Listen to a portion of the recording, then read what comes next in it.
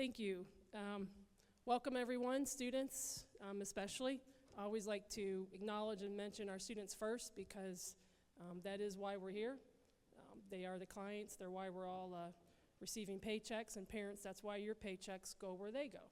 So I want to thank the kids, parents, grandparents, neighbors, community members, anyone interested in the well-being of our school district. Appreciate you coming today. Before I get started with the PowerPoint, I just wanted to share a few things. Todd, can I ask you if that turns to just keep turning it back to welcome? Okay. Just keep clicking it back. Those of you that were at the teachers that were at the August 25th opening session, I do apologize. There's going to be a few parts of the program and the PowerPoint that you've heard before, so I apologize for that ahead of time. Tonight I'm standing before you extremely proud and overwhelmed with just a sense of joy, an opportunity to be the new superintendent of the school district. I'm also proud to be the first superintendent in the, I believe, over 150-year history of East Liverpool schools to be a female. So I'm thankful for that opportunity. I come from a line of strong women, and I have a goddaughter and a niece that I hope to pass along those virtues to. My mom and my grandparents, my grandmothers, they taught me to treat people with respect, to be humble, but at the same time to go after your dreams boldly.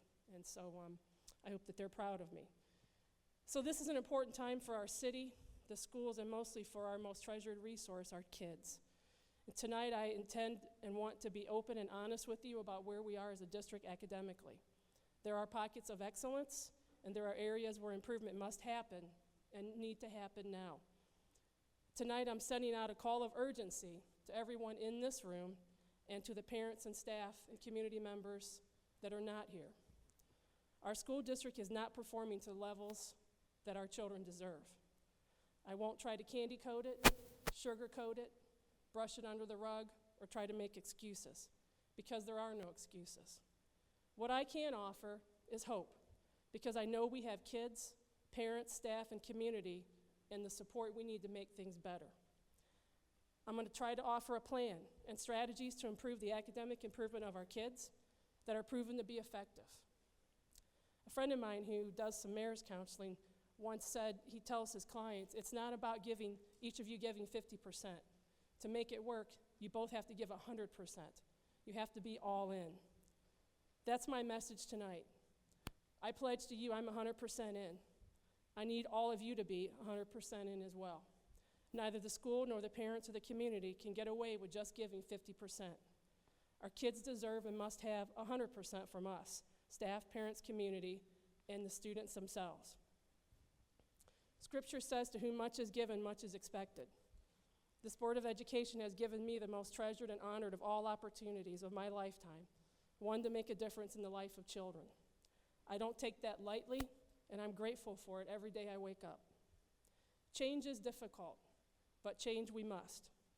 Our society is not standing still, and our schools can't either. I will be so proud to attend the graduation exercises for the East Liverpool High School class of 2015, my first as a superintendent. But I also want to be able to say that our district is sending students fully prepared into a world where they no longer are competing against fellow East Liverpool residents, but against graduates from across the globe. Even more important, I want them to be students who are kind, who still kiss their moms and grandmas, and who are decent and humble human beings. It takes all of us in their life working together to achieve these results. I've been so warmly embraced by so many people in the community. Just the other day, I was touched to receive a Potter sweatshirt from two people in the community who just wanted to wish me well. I was overwhelmed by the gesture, and I was overwhelmed this past August at the outpouring of support and the help of getting our back to school bash together. But what I love most about this district are the kids. I've had so much fun with them in the Potter Pound, interacting with them in the hallways, and watching how they cheer for each other and support each other. They had me from the beginning, and they're what makes getting up, coming to work, and all this worth it. So as we get to know each other, and as things begin to take shape, I'm sure there will be times that we do not agree. I only ask that you consider that every decision has been thought out carefully, has been researched and looked into with sincerity, and above all else, it passes this test. When I ask this question, is this in the best interest of children, I have to be able to say yes. That, plain and simple, is exactly the question and the filter that every single decision, policy, or action I take is based on. So let's begin tonight by defining the purpose of why we are here. I would like to share with you the answer to a question that a young lady at East Liverpool High School asked me when I was speaking to the class. She said to me, very plain and simple, as only kids can do it, "So why did you come to East Liverpool?" She didn't say it in a way of like, "Why would you come to our school district?" She said, "Well, why would you come to East Liverpool?" So I hope that you can get the answer to that before we finish. I want to take a transparent and honest look at where we are academically. Each of you, when you came in, were given the front page of the Ohio local report card. That can also be found on the ODE website. And I know even though we passed school without Google, we do have Google now, so all you have to do is Google ODE, and it's right on the front page of the very first page of the ODE website. Just look under search results, school district, East Liverpool. You can also go by buildings. I want to explain some upcoming changes in curriculum and testing that are affecting all of us, not just around Ohio, but also around the country. I want to share the safe, invited, and master-taught vision, and hopefully provide a path forward together. So just a little bit about who am I. Those little kiddos to the left there, I happen to think are the most beautiful children in the world. They are my godchildren. Those are twin boys. That's Nathan and Jacob, and Alyssa is in the middle there. And at the bottom there, that's their Easter outfits. I thought they were just the cutest things. To the right, that's my mom, my dad, and my niece. I'm very proud of my parents. Some people have to look at sports stars, or they have to look in magazines. I just have to call home to have a hero. My mom has survived the loss of both of my brothers. She had a difficult childhood. She grew up in extreme poverty. But yet, she was able to withstand that, to do the right things, to raise us, and also to raise my now 25-year-old niece, who is a special education teacher in Warren. So, real proud of her. My dad worked at General Motors for 30 years. I remember my childhood. I'd come home I'd get home at 3:30. My dad would get home at 4. Mom would get home at 5. We'd have dinner at 6. We used to actually have dinner around a table. That's what we used to do. And by 7 or 8 o'clock, Dad was in bed because he had to get back up again the next morning at 3 and 4 to drive an hour away to Parma. So I was raised, I think, in a very humble home, but also because my parents experienced such extreme poverty growing up, and I was the baby girl of the family. So pretty much lived a charmed life to really have whatever I needed and most of what I wanted. Some other women, I mentioned that I have some very strong female mentors in my life. On the left is Dr. Kathy Hamilton. She is the author and consultant who shared the safe, invited, and master-taught theme or theory with me several years ago, and we've remained close friends, and she's a mentor of mine. To the right up there, that's my granny.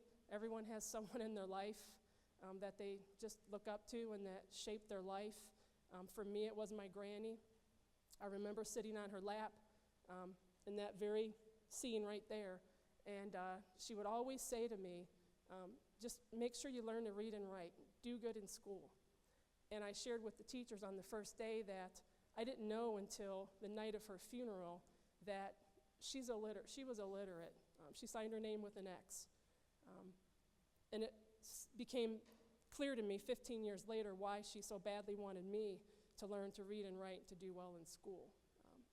So I'm fortunate to have some pretty neat women that I've had to kind of forge the way for me in my life.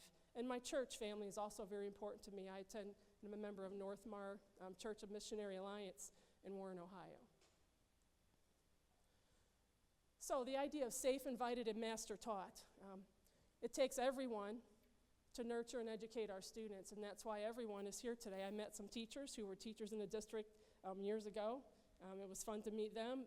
There's community folks here. I see a lot of parents, and I'm excited that some kids also came.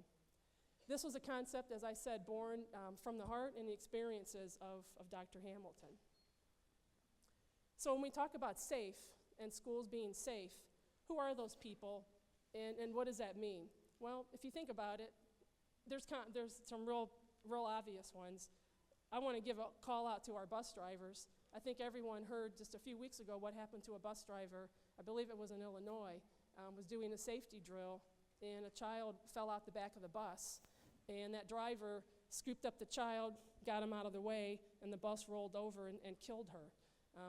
And I think it was really a wake-up call, and it caused me to get a sense of appreciation for what people do on a daily basis for our kids. Also, our hall monitors, crossing guards, nurses, educational aides, the maintenance department, our truancy monitor, all of these people working together in the schools to keep our kids safe. Invited is one that's very important and I think sometimes overlooked. Inviting can be as simple as putting welcome signs on the door, having people at the door greeting, things of that nature. Our cafeteria folks, secretaries, custodians, bus drivers, the technology department, our counselors. All of these people and more are working to make your child and to make our staff, and when you enter the building, parents, to feel invited and to feel that this is a place where you want to be. But we have to have our kids master taught. And I asked Dr. Hamilton, why not just taught, safe, invited, and taught? And she said, in today's world, and especially when kids are coming from sometimes disadvantaged or marginalized situations, they can't just be taught, they have to be master taught. You don't want just mediocre for your child, you want the best. So it's not about just getting by or getting the C. I know that was never accepted in my family, and I'm sure it's not accepted in yours. So that's what the concept of master taught is. So before we get into data, two of my favorite quotes come from a good friend of mine who works at SST5, which is state support team, and they're going to be coming into our district and helping us out this year. Long time ago, I kind of cut my teeth on data, and she was my coach. Data is a picture of our current reality. Current meaning it's what it is now. It is what it is, okay? But it can change. Something that's current can change. And then reality, because it is what it is. Data doesn't lie, numbers don't lie, the books aren't cooked. It is what it is, and we have to accept that. So another good quote here, in God we trust, but everyone else has to bring data. So this is what you have in front of you. Now we're going to get into really just the meat of the presentation. This is, as I said, when you open up, if you look on ODE and you click on East Liverpool's report card, this is the page that you're going to see. Now within this, on the computer, if I were to go to the actual website here, you can click on different things and it'll take you to different pages. Well, I'm going to give you sort of a little trick or a secret that not a lot of people know. Even some people that I've worked with in school districts don't know this. Up in the corner, when you're on the ODE website, it'll look like a little printer, okay? It'll be about right here. And it'll have a little printer and it'll say view in PDF. And you can print it out. If you click on that, what comes up is a 23-page detailed report with things in there that you won't see unless you go up there and you click on that. And most people don't go any farther than this. If you never went farther than this, I'd like to liken it to peeling an onion, okay? If you don't peel the onion and you don't really get down and you don't really take the layers off, you never get to the inside.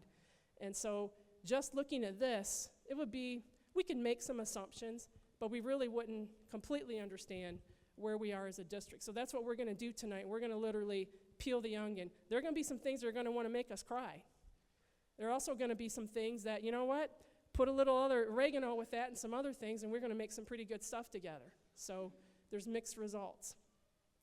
But if you look at this, performance index, this is a C.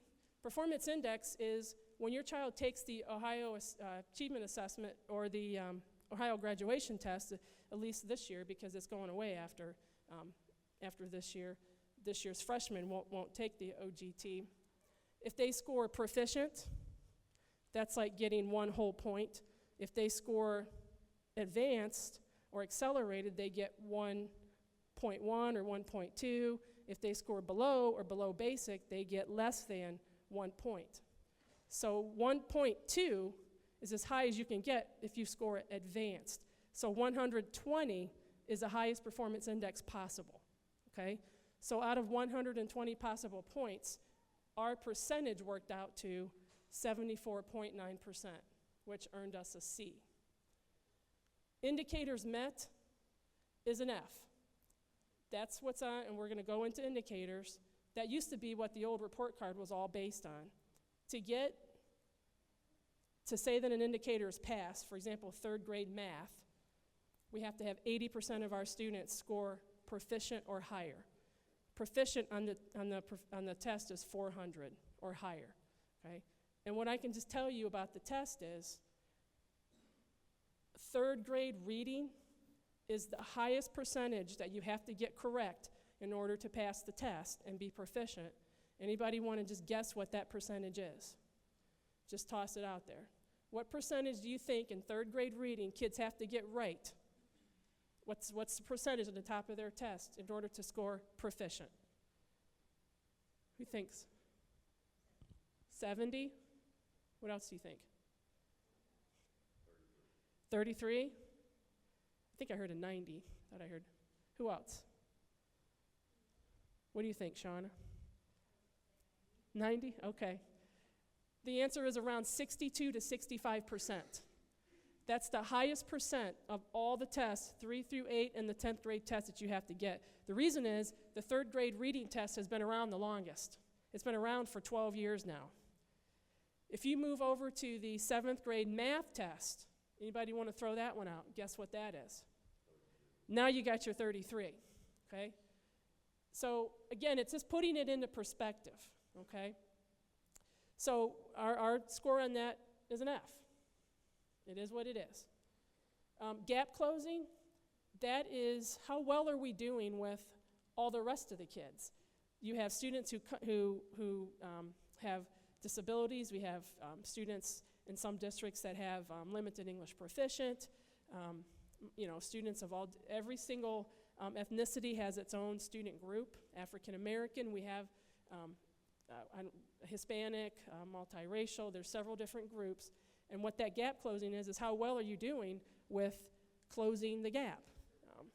So in other words, if you are a student on an IEP with accommodations, and if we're doing the right things as far as teaching goes, we should be able to close that gap. And you'll see that you'll hear a common theme throughout the night when I talk about students with disabilities or a student on an IEP. That's a serious problem for our district. We have a lot of work to do in educating those children better. And again, it's just the truth, and so we're going to go ahead and say it. Now, over for progress.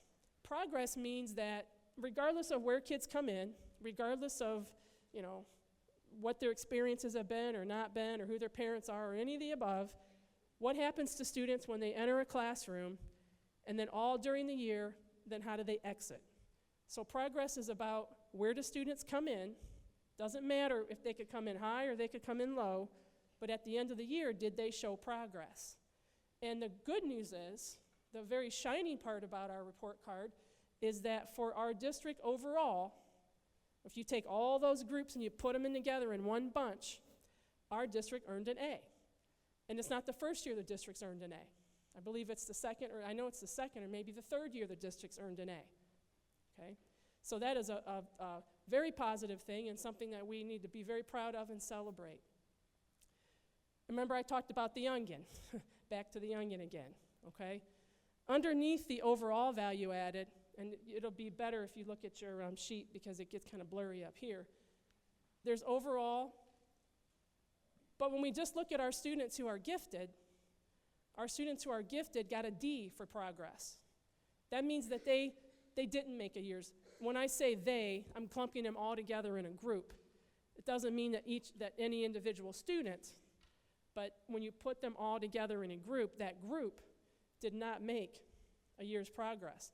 This happens, quite frankly, sometimes with gifted students, because how many of you have ever had, you've asked your kid when they came home, what'd you learn today in school, and what do they sometimes say? Nothing, right? Well, sometimes that's true for our most gifted students. That can be true. I've seen classrooms across the state. I'm not making references to East Liverpool because I haven't been here long enough to see this, but where students, they come up here, and instead of teaching them, we oftentimes use them as peer tutors and these other things because, hey, they passed a test, so let's just keep going. So those are the types of things that we want to, be sure aren't happening. Now, unfortunately, that score that's gifted last year in this district was a C. So that's actually dropped to a D. Okay? Also, the next one, students with disabilities, is an F. That dropped from a D. That overall score, that A overall, that's a 3-year average. Okay? The gifted students with disabilities and the lowest 20% in achievement is a 2-year average. Okay? So if we think about it, if we got a C in gifted last year and we ended up with a D, what must have happened in the middle to average that out? That means that last year alone wasn't so hot. If it was a 1-year average, it would have been an F. Okay? Students with disabilities, same thing. D last year, F over here, a D plus a what equals an F? An F, okay? So we're not doing well in those areas. We need to improve. Lowest 20%, that's a C. Last year, that was a B. Do you see what I'm saying? A B plus X equals C. That tells you that last year's 1-year grade alone would have been a D if they showed it as 1 year, okay? So, again, overall value added, hanging in there, we're slipping in the groups of value added, okay? Graduation rate basically flipped from last year. We had a B in the 4-year and a C in the 5-year, and that kind of flipped back this year. And we'll show, there's a more detailed graph a little later about graduation rate. The K-3 literacy, we actually had that grade when they first released this data to the superintendents, but because some school districts realized that they may have uploaded data wrong, they pulled that grade back. But the reality is the percentage is a 34.2, and I think we don't have to stretch our mathematical skills very long to figure out, kids, what's a 34.2 in class? Those of you that are in school, okay? So we have to be realistic about looking at that as well. Okay, so here's that performance index I was telling you about. Here's the good news. We did inch up, went from 88.9 to 89.3. So that means that some more kids somewhere along the line either scored proficient that were below proficient, or maybe they scored advanced and they were only proficient before. So that's good. Forward is better. We just don't want to go backwards. Yeah, we can't go backwards when we're already not where we need to be, okay? These are those indicators that I was telling you about. It starts over here with, I don't know if it would be easier if the lights were down a little bit, but then you can't see your papers, can you? Okay, let's leave them on. I don't think we can do half, right? Yeah, so. Yeah, so we have, this is grades 3 in math, and then reading, 4 math. Here's what, this is the bottom line. You see where you see the green, those are where we got indicators, okay? And that's what that 25% was on the front of the report card. Out of 24 possible ways to get an indicator, we got 6, okay? In the grades 3 through 8, we went up in about half of the indicators and down in about half of the indicators, okay?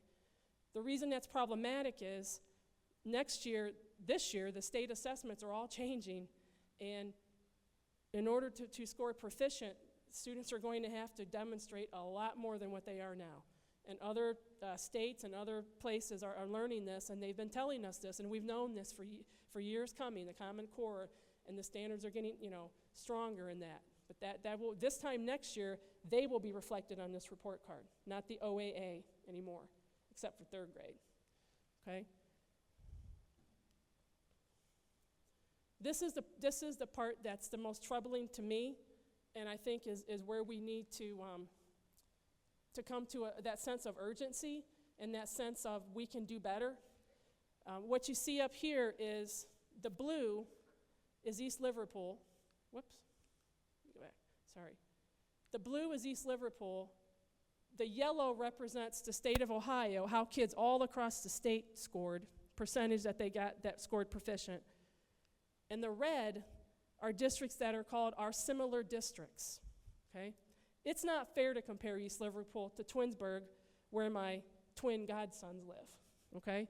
It's not fair to compare us to Twinsburg.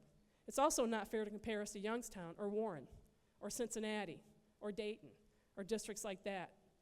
ODE has a very mathematically exact formula for determining our similar districts. Our most similar district here in East Liverpool is Niles.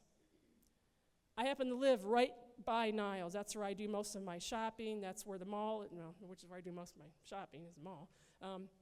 And my niece does most of our shopping at the mall. I can tell you I've worked in Niles schools. I've extensively when I was at the Trumbull County ESC. They are very much our similar district, head on, okay? So when you look at similar districts, and similar districts are outperforming us, okay? Again, this is not me talking. This is right here. It's on the ODE website, okay? That's where we have to start having conversations.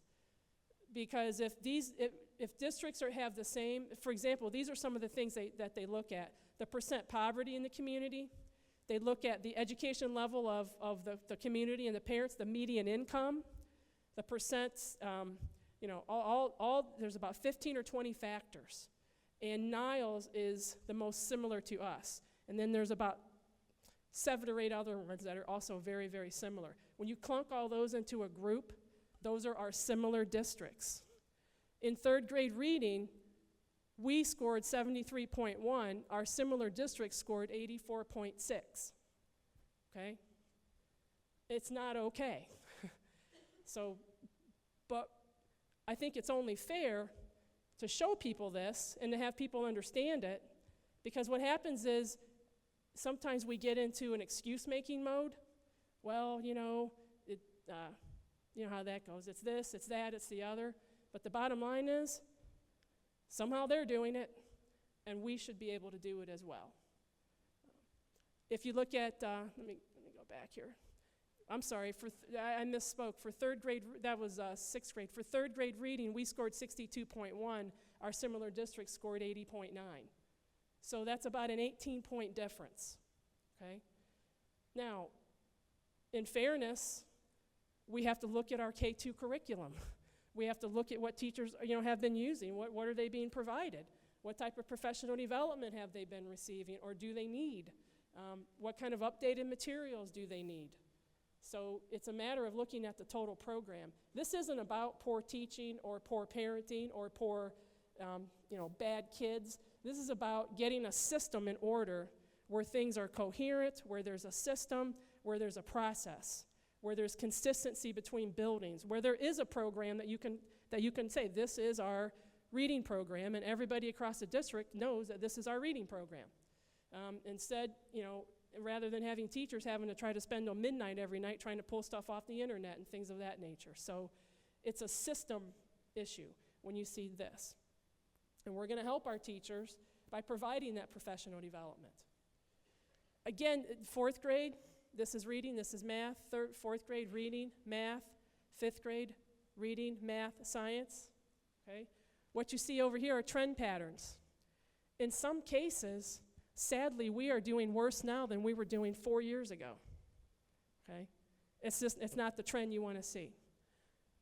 But the fact that we have so many ups and downs in there tells me those ups are possible. You've shown me what we can do. This is 6th grade. This is 6th grade reading. This is 6th grade math. 7th grade reading, 7th grade math. Whoops, this thing's really, I don't mean to give you a headache with all this flashing back and forth. 8th grade reading, that's one of the highlights in the district. We got an indicator for that. When you notice when we were on that screen, that was a green check mark, okay? 8th grade math, 8th grade science. This is 10th grade, okay, math, science. Science is the one area, there I did it again, is the one area on the report card where we did at least achieve the same level as our similar districts.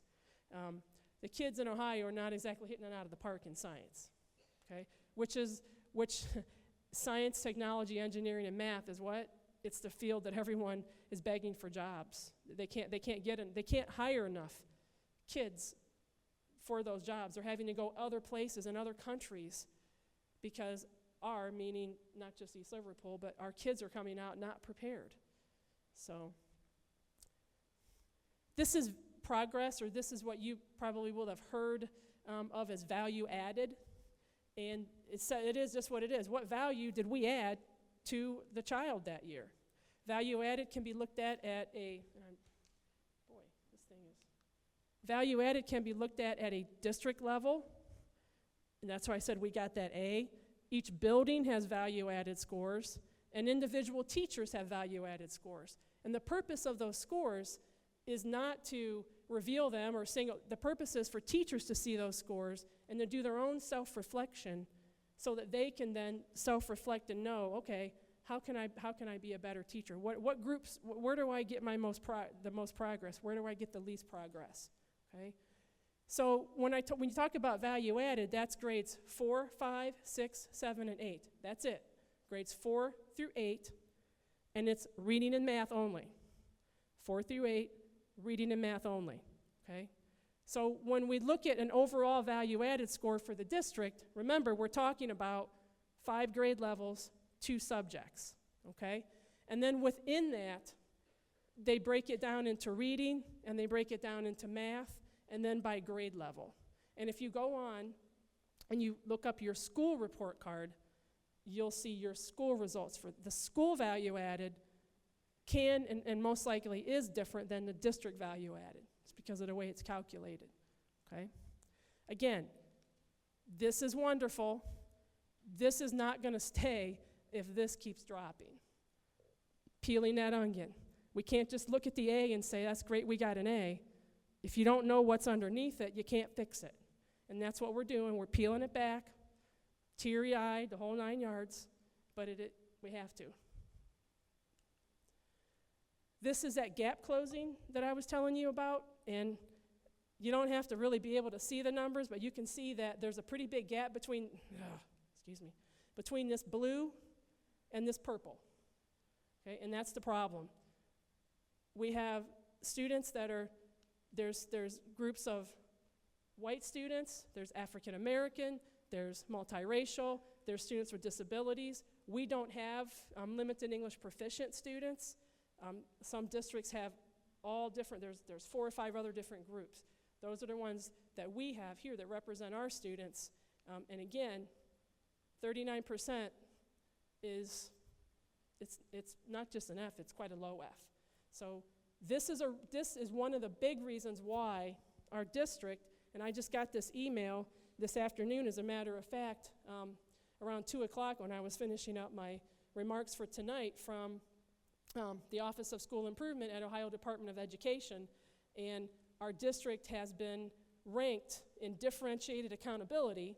That's a system of how they rank districts in Ohio according to performance index, gap closing, graduation rate, all those things we're talking about. And those districts that are in the bottom 5% are called high support districts. The next 10%, or the bottom 15 in the state, are called medium support districts. And then the next 20% after that are low support. So the bottom 35% of schools across the state are designated as something, okay? This past year, we were designated a low support district. We were among the lowest 35%. This year, when the accountability reports came out, we are now a medium support district. meaning that we are in the bottom 15% if you ranked all the districts in the state of Ohio. There's 670 some when you include community schools. So if you put them all in a ranking and you put the formula on, that's where we land, okay? Again, it's a picture of our current reality. It's reality, but it can change. It has to change. This is a graduation rate I was telling you about. Some of these graphs, the drop-off looks more severe than it may be because a few students could cause a rate to go down. So that wasn't as dramatic as it looked. But it's concerning because you don't want to have less kids graduating every year. You got to at least have more kids graduating. We don't want to go backwards. That goes back to that K-3 literacy. This has to do with the third grade guarantee. I'm not a fan of retention. Retention there's all the research in the world that show that it is not effective for children, and that's something a policy that we will be reviewing and correcting, is this idea of retaining kids. Doing something again the next year, sometimes it doesn't pass the common sense test. You'll do better at it the next year because guess what? You just spent the whole year learning that, okay? But for 1 year, you might do better.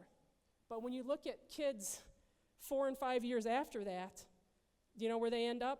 The majority of students that are retained? They end up in our state prison system, or they end up dropping out of school. So I'm not a fan of the third grade guarantee.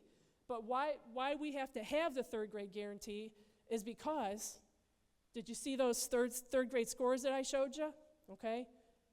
The reality of the third grade guarantee is not, it catches up with kids in third grade, but the point of it is to have a reality check and a wake-up call and a sense of urgency starting in kindergarten so that we're not waiting until third grade and we're not just kids are kind of going through and there was never any accountability for K2.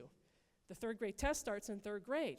So now there's a spotlight and a focus, rightfully so, but also with that comes added support and more attention paid to our K2. A lot of times the K2 teachers just kind of get swept aside. I was a principal in a K2 building. You sometimes felt like you weren't even a part of the school district. They never got the professional development, never got, much of anything. Well, with the third grade guarantee, they're going to be getting the attention and the materials and the professional development that they deserve.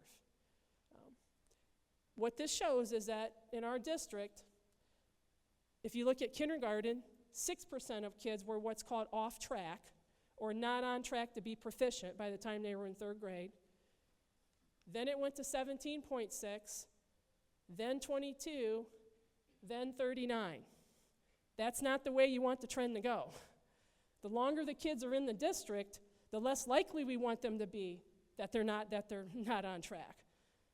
What this is an indication of is that we have to do a better job of interventions and working and getting kids where they need to be from 1 year to the next. Again, some of that has been due to, I would go as far as saying sometimes a neglect of the K2, where again, the professional development may not have been there. Materials may not have been there. Oh, it's kindergarten, they'll catch up, okay?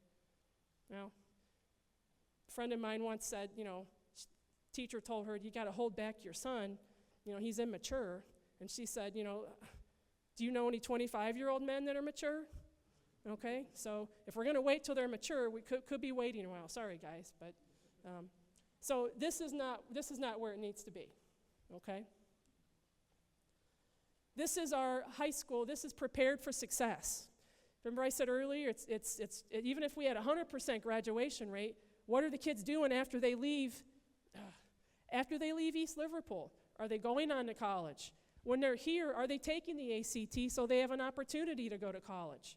We want to get grants, and we want to get support from our community so all of our kids can take the ACT, not just 40%. We want all of our kids who are in AP courses to score 3 or better on the exam so they can get the credit. We want all of our kids to have a chance of graduating with an honors diploma. So we want to do things that's career readiness. It's not about college readiness anymore. It's about career readiness. It used to be, like when my dad was growing up and he turned 18, he could take his high school diploma, came up here to Ohio, got a job at General Motors, and still brags because he has better health insurance, no offense, Todd and the board, than I do now, okay? Well, those jobs aren't there anymore.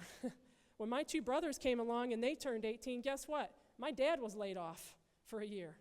So they grew up thinking, oh, I'm just going to go work at GM, or I'm going to go to the Ford plant, or maybe here it was the pottery mill, or in Pittsburgh it was the steel mills. Those jobs are no longer here. Kids that go to a first year of a technical trade school have to have as much algebra and as much science as kids that go to a first year in a university. That's why I'm proud of the fact that our high school a few years ago eliminated the tracking system of taking kids and just pretty much when they were in middle school saying, you're going to go here and you're going to go here and you're going to go there. Well, kids wake up sometimes in 11th and 12th grade and decide they want to grow up and be an adult and do something, right? And my brother was one of them. Kid was 12th grade before he decided maybe I should, get my act together and graduate. Well, by then he flunked every class and he was in the class of kids that wasn't ever going to go to college, and his choices were then limited. So now every child needs to have an opportunity to take advanced and rigorous courses. And then finally, this is just a quick glance at the district's overall report. Every school building, is report card, okay? Thought you might enjoy this. So you got the two kids here, and they got these things called textbooks in their hands, and he says, hey, how do you turn this thing on? So that's what our kids are faced with now. Thought I'd show you this for a little bit of comical relief. I don't know if this has ever happened to any of you. Let me get it going here. This is a kid who called into 911 because he needed help with his homework. 911 emergency. Yeah, I need some help. What's the matter? With my math.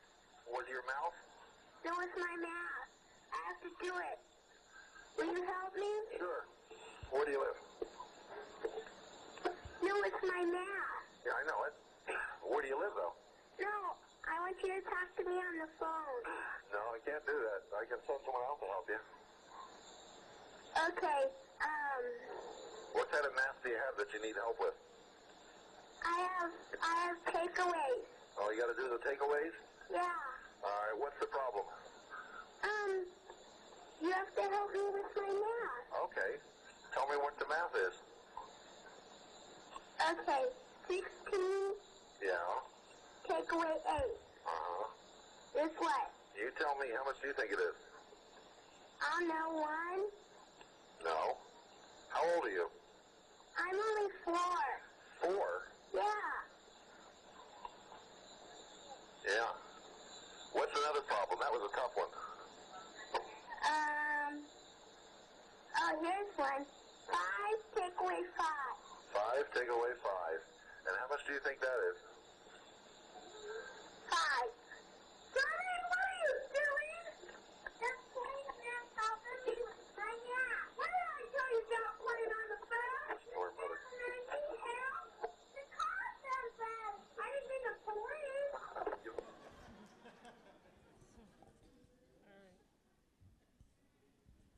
I don't know, Chief Lane, has that ever happened to you? Hopefully not, right? The reason that I'm trying to get to the next, now I can't get to the next slide. Hang on here. Can you help me get to the next, I don't know why I won't go to the next slide. Maybe I'm pushing the wrong, I can't get it to the next slide.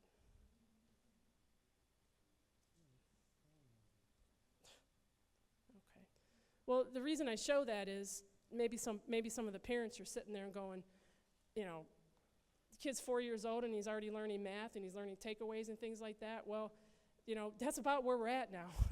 I remember kindergarten, and I have a confession to make. I didn't do very well in kindergarten. We moved from one district to the other, and someone had a harebrained idea that I should attend morning and afternoon kindergarten.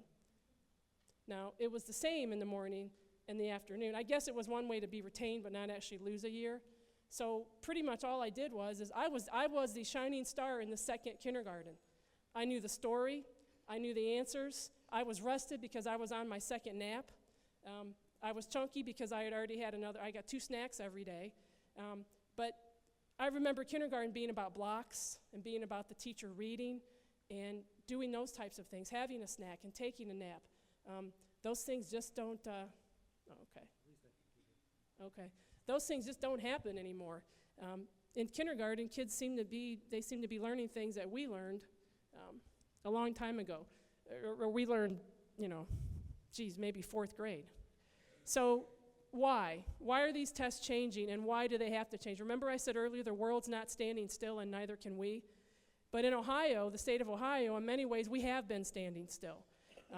This graph shows 4th grade proficiency, and the green parts show the National Test of Proficiency, the NAEP, and these are the green dots. These are abbreviations for all the states, and then this tells you where they are relative to how they scored on this national test. So when you give the kids all across the country the same test, how well did they do? Well, Ohio falls right smack here, about in the middle, okay? The state with the highest scores is Massachusetts. 12 years ago, when we adopted new state standards, so did Massachusetts. Here's what we did that Massachusetts didn't do. We took those cut scores I was telling you about, and we said, 33 sounds good in 8th grade math to be considered proficient. Massachusetts said, no, we think it should be 88 or whatever. They had a higher standard, and they stuck to their higher standard. And guess what? Their kids are doing much better on national tests. So that's why we need to have more rigorous standards. I'm just going to fly through these next items. The new standards are Common Core, that's English and math. In Ohio, we have Ohio's new learning standards in science and social studies. Some things that teachers, your kids might be coming home and you'll be noticing different things. There's a new understanding of what's called closed reading, a focus on text complexity and having kids kind of pick apart and make some sense of the text, and also nonfiction. If you're going to the library, pick a book out that's nonfiction. Pick a fiction book out too, but pick a nonfiction book out. Our kids are not getting enough exposure to nonfiction. In math, it's not so much, here's 33 or 35 math problems, do them on a timer. Those things are still important for fluency, but what colleges and universities and schools and businesses are looking for are kids that can apply things. Not can they stand and reiterate mathematical theorems, but can they apply them? In other words, if you give them a hammer and a nail and a level, can they figure out how to level something? And so we spent so much time teaching kids to regurgitate facts and theories that when they actually have to, put their iPhone down and do something, a lot of times they have trouble with it. But our kids are problem solvers. We have a lot of kids who are taking care of siblings, who are working. A lot of our high school kids are out. They have 2 jobs and they're doing sports. Our kids are problem solvers by nature. And so I think they're going to do better on these tests than other kids.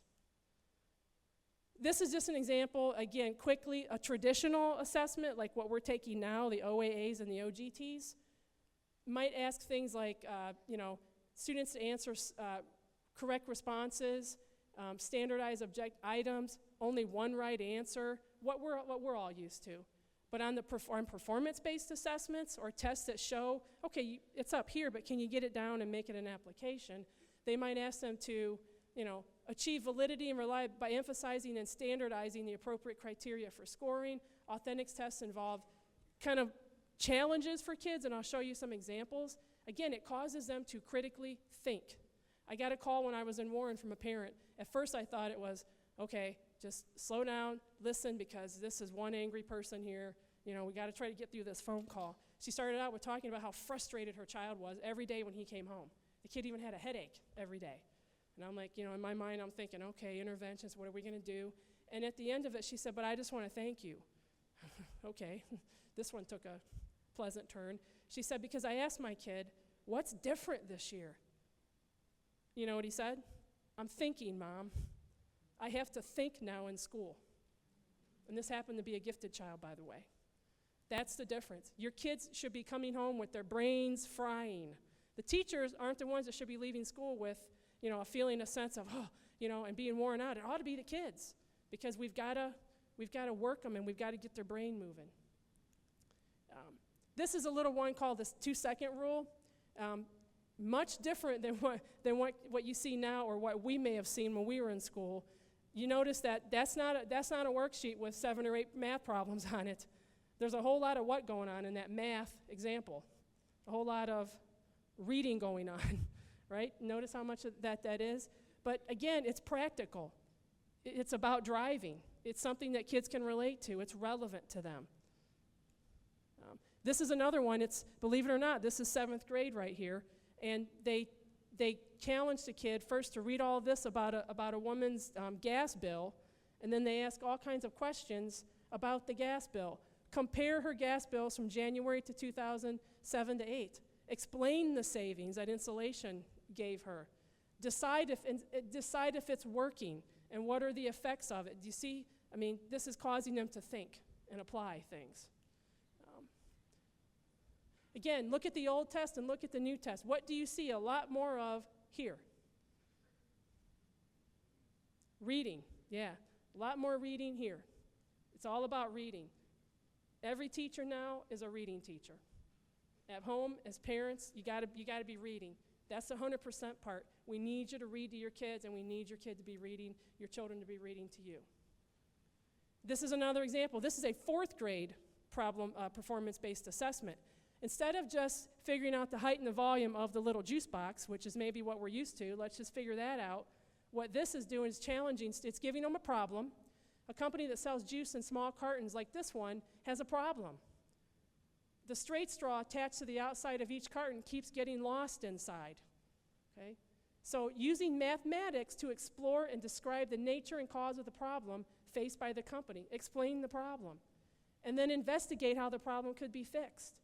Create a report for the company describing solutions to the problem. There's nothing in there about taking 3 digits and adding it to 3 digits and doing that 100 times.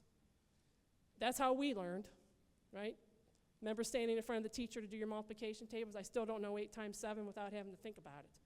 So, but can you do that, and then can you apply it? They don't ever ask the kid what the volume of the juice box is. They want to know, can you apply this?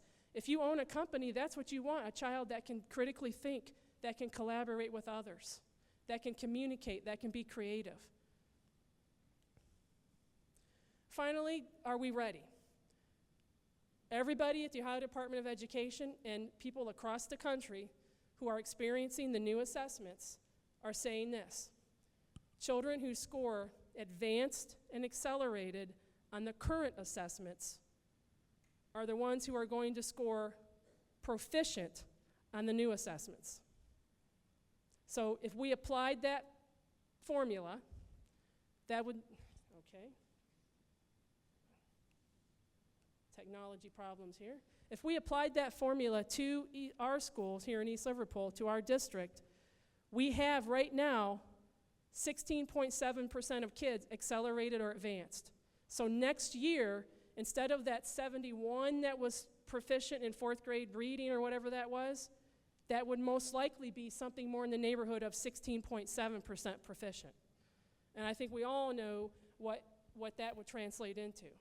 So it's going to be different. It's going to be harder. Most likely scores are going to go backwards, not just in East Liverpool. New York City schools, the state of New York put these in effect 2 years ago. They saw a 40% drop in their scores. Okay? It's coming. Are we ready? That's the key. Okay? So what's the plan? Well, we have to realize the need for improvement. I hope that's been laid out here tonight. Build on our areas of success. We have good teachers, we have good kids, we have resources, we have parents that care, community that's involved. Those are the things we need to build on. More efficient utilization of those resources, our time, talent, and treasure. A laser focus on academic improvement. A laser complete focus, just like this laser right here, on academic achievement. If it doesn't go to improving our academics, then it doesn't go. It has to be about improving academic achievement.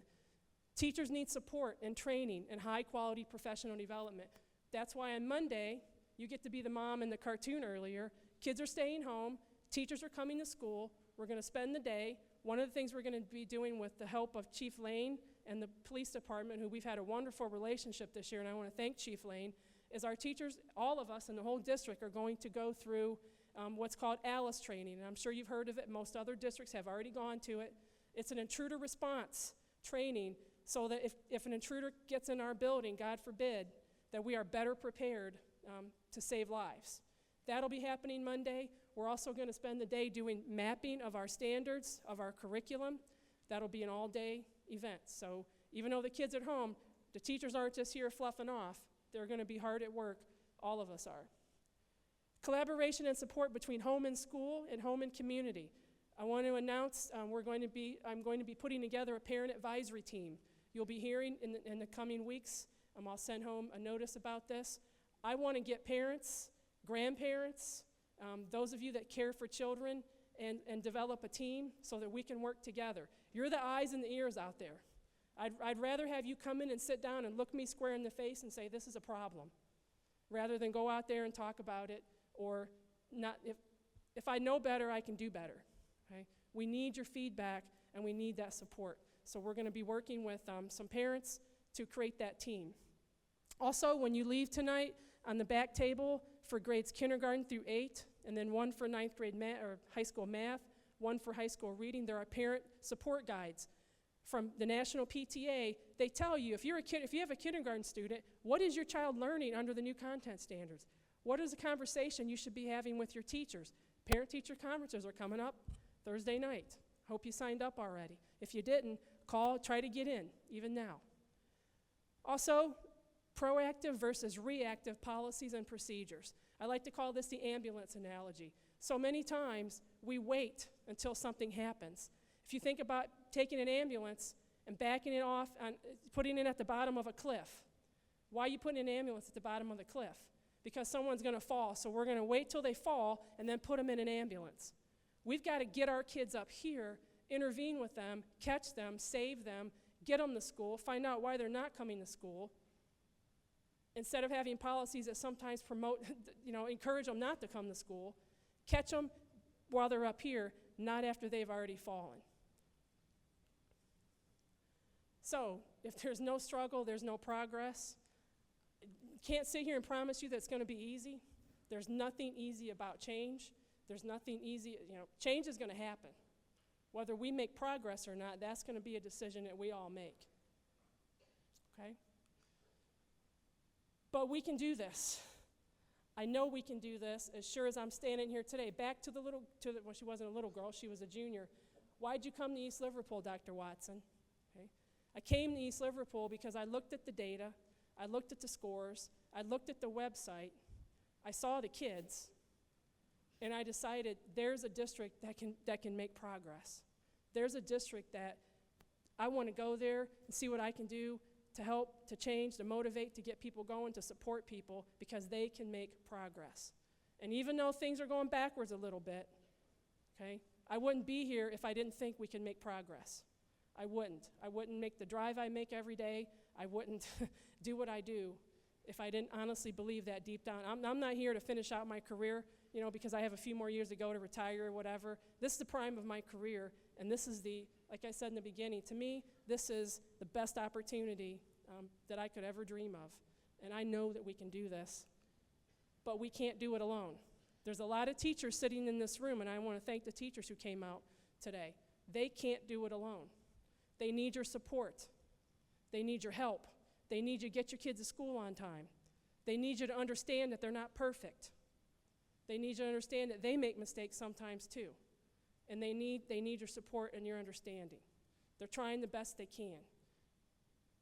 We got to try to work together on this. Don't always think the worst. Try to think the best. Remember, we won't think badly of anything that your child comes and tells us if you won't think badly of what they come home and tell you. That kids come to some school sometimes and they tell stories, don't they? Parent-teacher conferences, sometimes we get to tell those stories back, okay? But they need your help, okay? People want it. These teachers, and the staff in this district right here, they want to do better. This is not acceptable to them, and we don't want it to be acceptable to you. So thank you for coming tonight. I'll be around if there's any questions. Appreciate it. And again, thank you. And we're going to be standing here next year. We're going to have a lot better results to show.